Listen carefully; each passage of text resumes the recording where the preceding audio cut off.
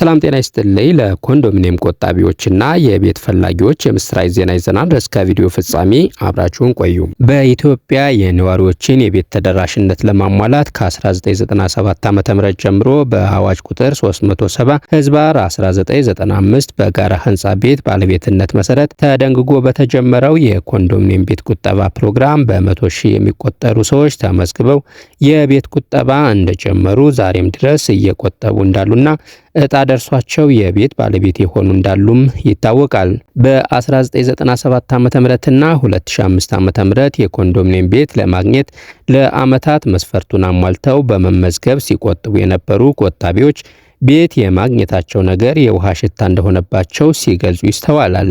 በ1997 ዓ.ም የ20/80 የኮንዶሚኒየም ባለ አንድ መኝታ ቤት እንደቆጠቡ ነገር ግን አሁንም የቤት እጣ እንዳልደረሳቸው አንድ ተመዝጋቢ ነግረውናል።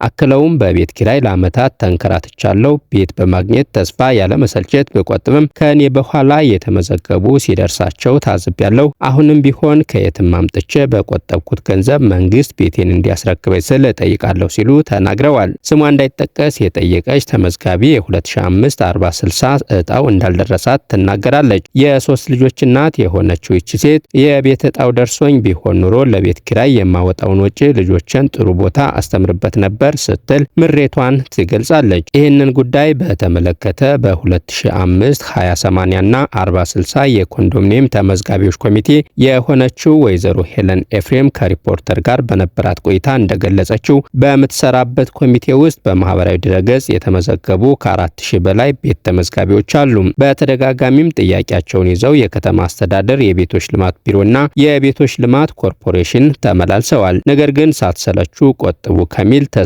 የተለየ በተጨባጭ የተሰጣቸው መፍትሄ እንደሌለ ገልጻለች። መንግስት የኮንዶሚኒየም ቤቶችን ለልማት ተነሺዎች እየሰጠ ለአመታት የቆጠብነውን ነዋሪዎች የማይሰጥበትን ምክንያት ይግለጽልን ብለዋል።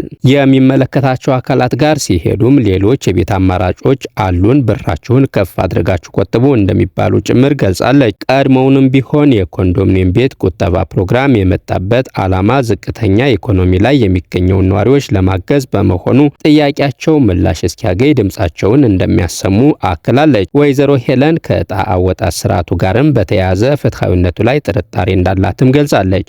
ይህንን ጉዳይ በተመለከተ በኢትዮጵያ ቤቶች ኮርፖሬሽን የኮርፖሬት ሰርቪስ ዘርፍ ምክትል ዋና ዳይሬክተር አቶ ስለሺ አጥናፌ ለሪፖርተር እንዳብራሩት ከ1997 ዓ.ም ጀምሮ ኮንዶሚኒየም ቤት ለማግኘት የቆጠቡ ተመዝጋቢዎች የ20/80 510,000፣ የ40/60 ተመዝጋቢዎች 90,000 በድምሩ 600,000 ተመዝጋቢዎች ሲሆኑ ከነዚህም ውስጥ ለ370,000 ተመዝጋቢዎች ቤት እንዳስረከቡ ተናግረዋል።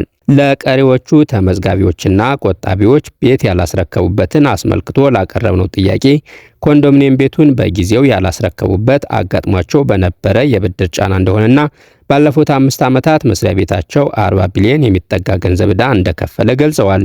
ቀሪ 30 ቢሊዮን ብር ብድር እንደሚቀር መንግስት ከ2011 እስከ 2018 ዓ.ም ለቤቶች ልማት ኮርፖሬሽን 50 ቢሊዮን ብር የሚጠጋ ገንዘብ እንደደጎመ ባለፉት 5 ዓመታትም 139,000 የሚሆኑ ያልተጠናቀቁ ቤቶችን አጠናቀው እንዳስረከቡ አክለዋል።